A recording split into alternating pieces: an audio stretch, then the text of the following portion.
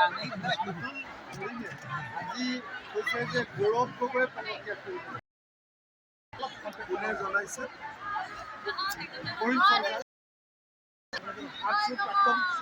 এইটো কংগ্ৰেছৰ আমি বিচাৰিছিলোঁ যে শিৱসাগৰত ধুবুৰী বনাম বুলি কোৱাৰ পিছত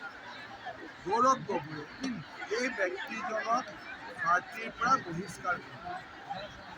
বহিষ্কাৰ নকৰিলে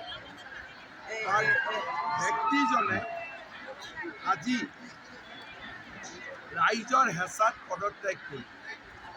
কিন্তু গৌৰৱ গগৈয়ে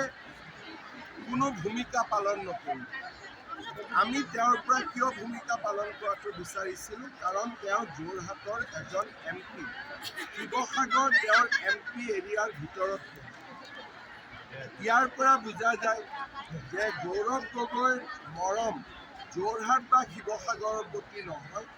গৌৰৱ গগৈৰ মৰম মিয়াৰ প্ৰতি বেছি আছে আমি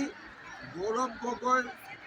নিৰাপত্তা বা গৌৰৱ গগৈ যে কোনো পদক্ষেপ নল'লে তাৰ বাবে আমি গৌৰৱ গগৈক অৰিহণা দিছোঁ কংগ্ৰেছে আজি বিহু শুভেচ্ছা জনালে